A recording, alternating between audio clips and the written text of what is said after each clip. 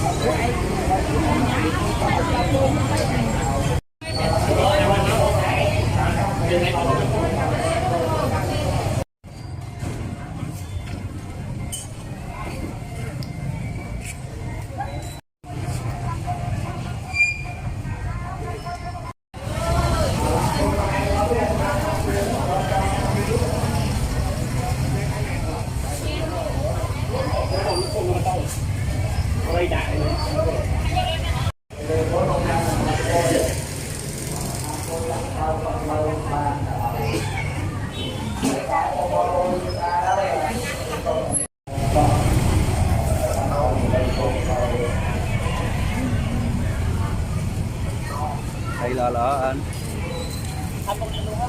nè không có quay rồi mình là lúa ồ quay lên là lúa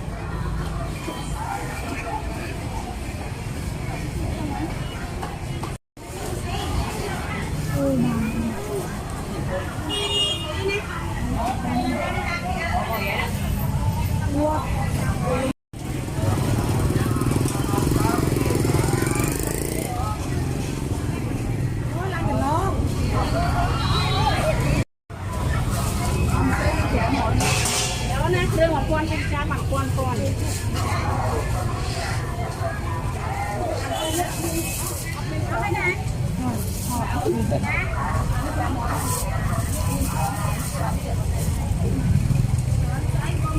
ปิ้นม้อนนะคะพอจับต้มไม่ทอดต้มไม่แข็งนี่เดี๋ยว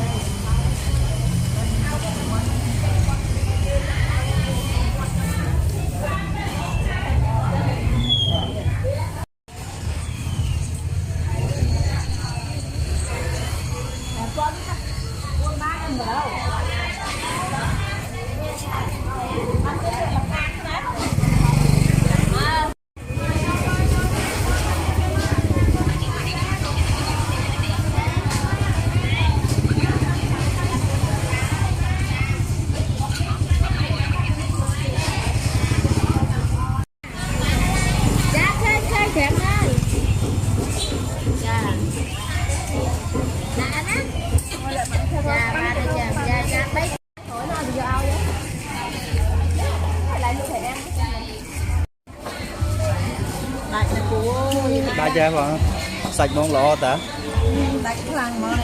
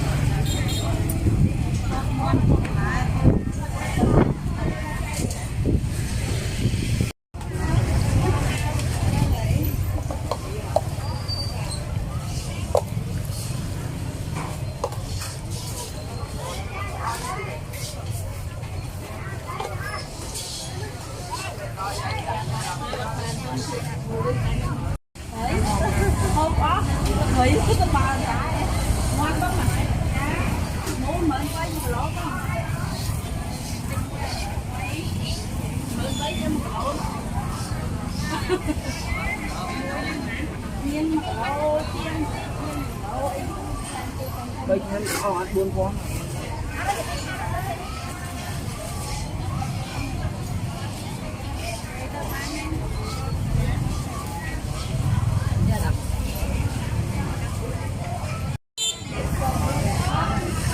Mơn buôn mà lô cái khăn này nó cái này. Lô cái khăn này. Lô cái khăn này. Nó nghe. Cứ máy.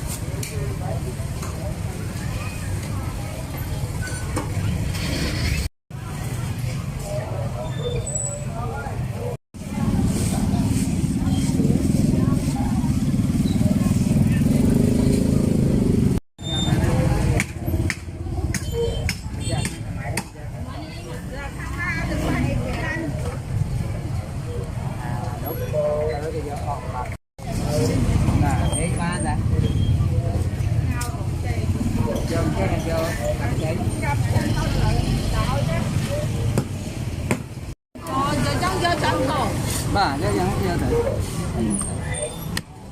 Có bên trong đang nhìn như thế nào mà không phải. Nó anh đi chanh bên ta là. Ban. Cho ta có một mớ kém á.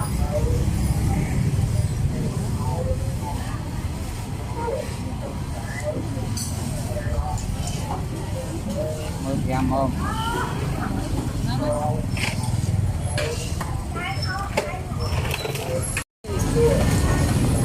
Lên ta khay đinh nó ra này.